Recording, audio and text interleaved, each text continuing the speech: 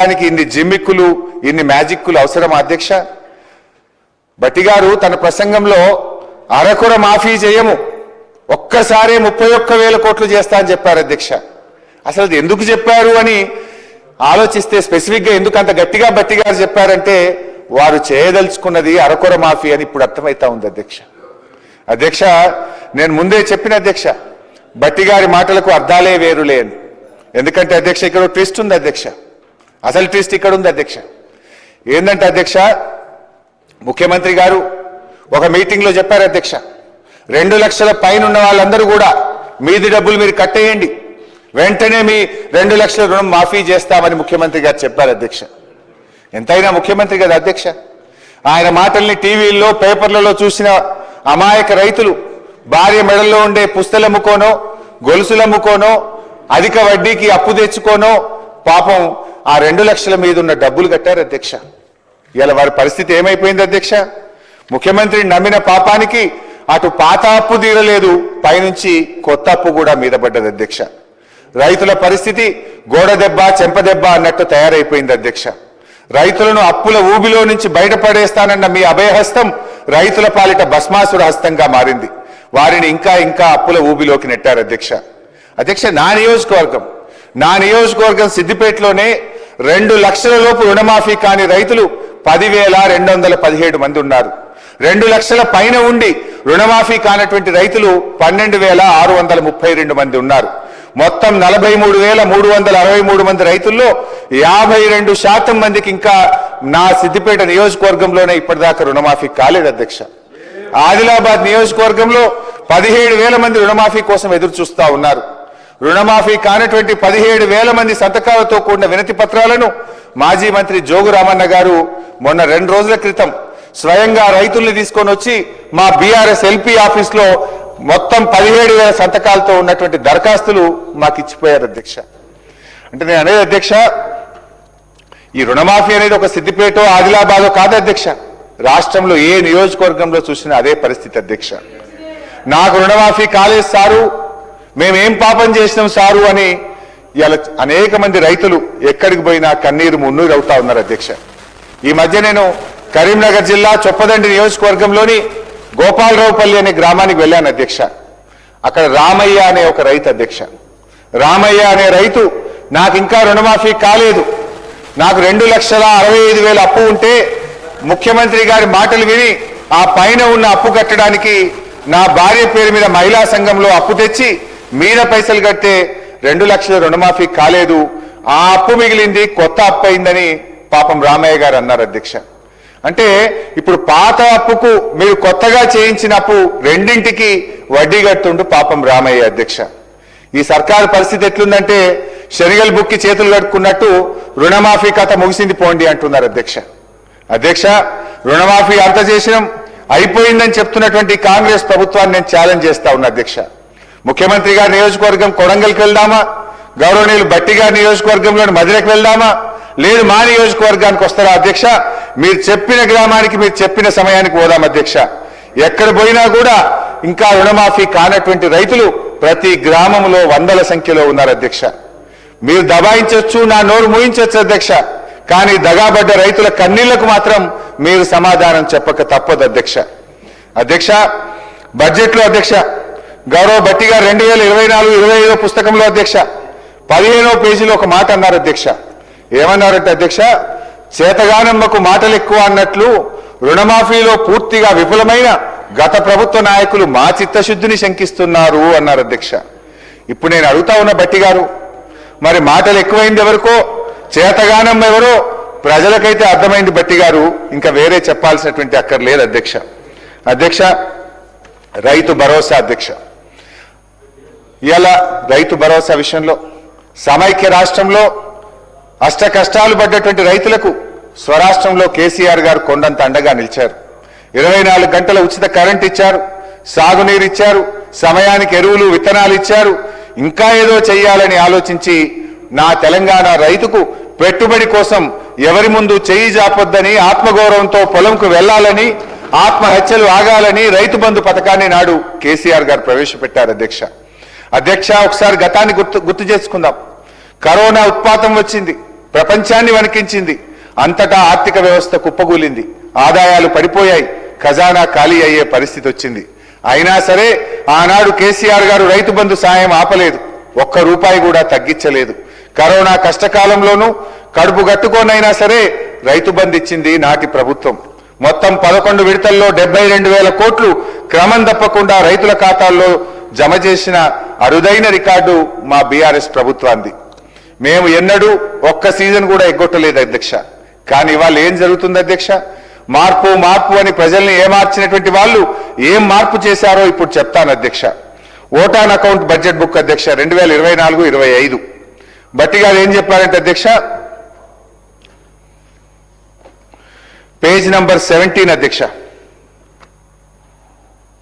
Page number 17 vote on account లో బట్టి గారు ఏమంటారంటే అధ్యక్ష, రైతు భరోసాకు ఏటా ఎకరానికి 15,000 చెల్లించాలన్నది మా ప్రభుత్వ సంకల్పం అన్నారు.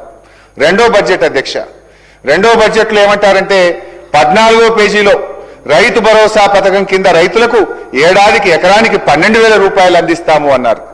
ఓటాన్ అకౌంట్ లో 15,000 అన్నారు, మొదటి బడ్జెట్లో 15,000 అన్నారు, రెండో బడ్జెట్కి వచ్చేసరికి ఎకరానికి 12,000 ఇస్తామని చెప్పి బట్టి గారు సెలవిచ్చారు అధ్యక్ష.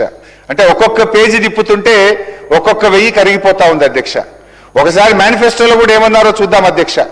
మేనిఫెస్టోలో వీళ్ళు ఏమన్నారు అధ్యక్ష, ప్రతి రైతుకు ప్రతి ఎకరానికి 15,000 రూపాయలు ఇందిరమ్మ రైతు భరోసా పథకం కింద ఇస్తామన్నారు అధ్యక్ష. నేను అడుగుతున్న అధ్యక్ష, బట్టి గారు ఇదేనా మీ సంకల్ప బలం? మేనిఫెస్టోలో ఒక మాట, మొదటి బడ్జెట్లో ఒక మాట, రెండో బడ్జెట్లో ఒక మాట. అది కూడా ఎట్లయిపోయిందంటే అధ్యక్ష, నాట్లప్పుడు రాదు అధ్యక్ష. అధ్యక్ష వీళ్ళ తీరు ఎట్లుందంటే, కేసీఆర్ గారు ప్రవేశపెట్టిందేమో అగ్రికల్చర్ ఇన్వెస్ట్మెంట్ సపోర్ట్ స్కీమ్, వ్యవసాయ పెట్టుబడి సాయం. కానీ కాంగ్రెస్ ప్రభుత్వం దాన్ని ఎలక్షన్ ఇన్వెస్ట్మెంట్ సపోర్ట్ స్కీమ్ గా మార్చింది అధ్యక్ష, ఎన్నికల పెట్టుబడి సాయంగా మార్చింది అధ్యక్ష. పంట పెట్టుబడి అంటే నాట్లప్పుడో ఎరువులు చల్లేటప్పుడో ఇయ్యాలి అధ్యక్ష. కానీ మీ రాజ్యంలో నాట్లయిపోయి కోతలైపోయి ధాన్యం కల్లాలకు వచ్చిన రైతు ఖాతాల్లో పైసలు పట్టలేవు అధ్యక్ష. 2024-25 వానకాలం రైతు బంధు ఎగ్గొట్టారు అధ్యక్ష. 2024-25 యాసంగి రైతు బంధు సగం సగమే ఇచ్చారు అధ్యక్ష.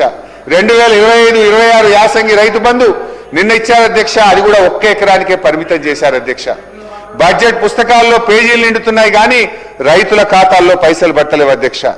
అధ్యక్ష ఆనాడు రేవంత్ రెడ్డి గారు ఏమన్నారు అధ్యక్ష, రెండు పంటలకే రైతు బంధు ఇవ్వడం ఏంది దద్దమ్మా, 3 పంటలకు ఇవ్వాలి అన్నారు అధ్యక్ష. అధ్యక్ష ఏమైంది? 3వ పంట దేవుడెరుగు, ఉన్న 2 పంటల్లో ఒకదానికి పాతరేసిండ్రు. ఇప్పుడు ఆ దద్దమ్మ ఎవరో వారి విజ్ఞతకే వదిలేస్తున్న అధ్యక్ష. సీజన్ కు 9,000 కోట్లు అనుకున్నా ఇప్పటి వరకు రైతు భరోసా కింద మీరు పడ్డ బకాయిలు 19,000 కోట్ల రూపాయలు అధ్యక్ష. ఇక్కడే ఒక టెక్నిక్ ప్రయోగించింది అధ్యక్ష. ఇప్పుడు ఏమనంటే 20,000 రుణమాఫీ చేసినామన్నారు, 19,000 కోట్ల రైతు బంధు ఎగ్గొట్టిండ్రు, గా పైసలు తెచ్చకి రుణమాఫీ చేసినా మీకు అయిపోయింది అంటున్నారు అధ్యక్ష. అంటే రుణమాఫీ గుండుసున్న అధ్యక్ష. 24-25 వానకాలం రైతు బంధు, 24-25 యాసంగి రైతు బంధులో సగం, ఇప్పుడు 25-26 రైతు బంధులో ఒక ఎకరానికే ఇచ్చారు. మొత్తంగా 18-19 రైతు బంధులో రైతులకు ఎగ్గొట్టారు. దాన్నే తెచ్చి రుణమాఫీ చేసినామని చెప్పి ఇవాళ మాయ మాటలతో రైతుల్ని మభ్యపెట్టే ప్రయత్నం చేస్తున్నారు అధ్యక్ష. కుడి చేత్తో గుంజుకొని ఎడమ చేత్తో ఇచ్చినట్టు చేస్తున్నారు అధ్యక్ష. ఇది వీళ్ళు చేసినటువంటి రుణమాఫీ అధ్యక్ష. నాడు కేసీఆర్ పాలన అంటే రైతు బంధు పాలనని, నేడు యనుమల వారి పాలన అంటే ఎగవేతల పాలనగా మారిపోయింది అధ్యక్ష. నాడు రైతుల ఖాతాల్లో నిధుల వరద, నేడు రైతుల కళ్ళల్లో కన్నీళ్ల వరద అధ్యక్ష. అధ్యక్ష రైతు భరోసాని నమ్మించి ఈ రోజు 19,000 కోట్ల రూపాయలు 3 పంటల మీద రైతాంగానికి ఇవ్వకుండా మోసం చేసిన విషయం అధ్యక్ష. అధ్యక్ష నేను ఒకటే అడుగుతా ఉన్నా, మీరు ఇచ్చిన మాట ప్రకారంగా మేనిఫెస్టోలో చెప్పిన విధంగా, మొదటి బడ్జెట్లో చెప్పిన విధంగా రైతు భరోసా 15,000 రూపాయలకి ఎప్పుడు పెంచుతారో, మరి మీరు బకాయి పడ్డ 19,000 రైతు బంధు డబ్బులు ఎప్పుడు ఇస్తారో చెప్పాలని చెప్పి గౌరవనీయులు బట్టి గారిని కోరుతా ఉన్న అధ్యక్ష. అదేవిధంగా బోనస్ విషయంలో అధ్యక్ష, మొదటి బడ్జెట్ 2024-25 19వ పేజీలో బోనస్ గురించి బోలెడు మాటలు చెప్పారు అధ్యక్ష. రాష్ట్రంలో సన్న రకం వరి ధాన్యాల సాగును ప్రోత్సహించడానికి ప్రభుత్వం 33 రకాల వరి ధాన్యాలను గుర్తించిందని, వాటిని పండించే రైతుకు క్వింటాల్కు 500 రూపాయల బోనస్ ఇవ్వాలని నిర్ణయించినట్టుగా బడ్జెట్ ప్రసంగంలో చెప్పారు అధ్యక్ష. మేనిఫెస్టోలో అన్ని పంటలకు అన్నారు, మొదటి బడ్జెట్లో సన్నాలకు పరిమితం చేశారు. ఆ సన్నాలు కూడా ఒక్క వానకాలానికే పరిమితమైంది అధ్యక్ష.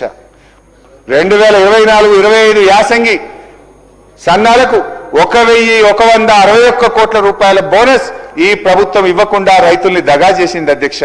అంటే మార్పు అంటే మడమతిప్పు అనేటువంటి విధానాన్ని ఇవాళ అమలు చేస్తా ఉన్నారు అధ్యక్ష. రాజ్యాంగం సాక్షిగా చట్టసభల్లో ప్రవేశపెట్టిన బడ్జెట్ ప్రసంగానికి ఒక పవిత్రత ఉంటుంది అధ్యక్ష. కానీ బడ్జెట్లో చెప్పింది, ఆర్థిక మంత్రి గారే స్వయంగా అసెంబ్లీలో చెప్పినటువంటి బడ్జెట్ ప్రసంగంలో చెప్పిన మాటలే అమలు కాకపోతే ఇంకా ఈ బడ్జెట్కి ఏం అర్థం ఉంటుంది అధ్యక్ష? నాకైతే ఐఎమ్ ఫీలింగ్ అషేమ్డ్ అధ్యక్ష. అంటే బడ్జెట్ శాంటిటీనే ఈరోజు దెబ్బతీస్తున్నటువంటి పరిస్థితి అధ్యక్ష. మొత్తంగా ఈ బడ్జెట్ ప్రసంగాలు చూస్తూ ఉంటే వీరి సంకల్పంలో ప్యూరిటీ లేదు, వీళ్ళు చెప్పే మాటల్లో క్లారిటీ లేదు, బడ్జెట్ ప్రసంగాల్లో శాంటిటీ లేదు, బడ్జెట్ లో చెప్పిన మాటలు అమలు చేస్తారన్న గ్యారంటీ లేదు అనేటువంటిది అర్థమైతా ఉంది అధ్యక్ష. మేనిఫెస్టోలో ఒకటి రాస్తారు, బడ్జెట్ లో ఒకటి చదువుతారు, క్షేత్రస్థాయిలో మరొకటి చేస్తున్నారు అధ్యక్ష. అందుకే ఈ బడ్జెట్లు no purity, no clarity, no surety government అధ్యక్ష. ఇది అధ్యక్ష, మిమ్మల్ని నమ్మిన రైతుల్ని ఆగం చేయడానికి ఎందుకు ఇన్ని ఎత్తుగడలు? ఇదేంటి అని అడిగితే రైతుల చేతులకు బేడీలు వేస్తారు, ప్రతిపక్షాలు నిలదీస్తే ప్రతిపక్ష నాయకుల మీద కేసులు బనాయిస్తారు అధ్యక్ష. బట్టి గారు, నేను మిమ్మల్ని సూటిగా అడుగుతా ఉన్నా అధ్యక్ష, అసలు ఇప్పుడు ఈ యాసంగి పంటకైనా బోనస్ ఇస్తారా ఇవ్వరా?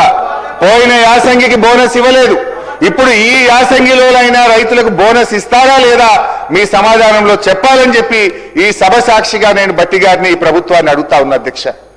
ఎన్ని అధ్యక్ష? రుణమాఫీలో దగా, రైతు బంధులో దగా, బోనస్ లో దగా, పంటల బీమాలో దగా అధ్యక్ష. పంటల బీమా గురించి ఎంత గొప్పగా చెప్పింది అధ్యక్ష ఈ బడ్జెట్ బుక్ లో, ఒకసారి చూడండి అధ్యక్ష. బడ్జెట్ బుక్ లో అధ్యక్ష పేజ్ నెంబర్ 19 అధ్యక్ష, పేజ్ నెంబర్ 19 లో చాలా గొప్పగా చెప్పారు అధ్యక్ష. ఏం నేను సొంతంగా చెప్తలేను, ఇవన్నీ మీరు చెప్పిన మాటలే చెప్తున్నా అధ్యక్ష. ఈ సంవత్సరం నుండి ప్రధానమంత్రి ఫసల్ బీమా పథకంలో చేరాలని నిర్ణయించాం. ఈ పథకం కింద రైతులకు చెల్లించాల్సిన బీమా కూడా రాష్ట్ర ప్రభుత్వమే చెల్లిస్తుంది. రైతులకు పైసా ఖర్చు లేకుండా వారు చేసిన పంటలకు పూర్తి భద్రత ఈ ప్రభుత్వం కల్పిస్తుంది అని చెప్పారు అధ్యక్ష. మరి ఏమైంది అధ్యక్ష? దీనికి బడ్జెట్ లో 1,300 కోట్ల రూపాయలు కేటాయిస్తున్నామని చెప్పారు అధ్యక్ష. బడ్జెట్ లో నిధులు కేటాయించారు అధ్యక్ష. కానీ వాస్తవంగా జరిగింది పంటల బీమాకు అతిగతి లేదు అధ్యక్ష. మేనిఫెస్టోలో చెప్పారు, బడ్జెట్ లో చెప్పారు, కానీ ఎక్కడ అమలైన పరిస్థితి లేదు. ఈ బడ్జెట్కి వచ్చేసరికి పంటల బీమా మాయమైపోయింది. పోయిన 2 బడ్జెట్లో పంటల బీమా చెప్పారు, ఈ బడ్జెట్ లో పంటల బీమాను మొత్తానికి ఎత్తేసింది అధ్యక్ష. అంటే ఇప్పుడు రైతుల పరిస్థితి ఏంది అధ్యక్ష? గత 2 సంవత్సరాలుగా అకాల వర్షాల వల్ల, తుఫాన్ల వల్ల, వడగళ్ల వాన వల్ల నష్టపోయిన రైతాంగానికి ఇవాళ మీరు మాట తప్పడం వల్ల ఇవాళ రాష్ట్రంలోని లక్షలాది మంది రైతులకు ఇవాళ తీవ్రమైనటువంటి అన్యాయం జరుగుతూ ఉంది. బడ్జెట్ ప్రసంగంలో చెప్పి 1,300 కోట్లు కేటాయించి పంటల బీమా పథకం అమలు చేయకపోతే ఆ రైతుల పరిస్థితి ఏం కావాలి అధ్యక్ష? పోనీ మీరు చెప్పే ఇన్పుట్ సబ్సిడీ అనే ఇస్తున్నారా? ఎకరానికి 10,000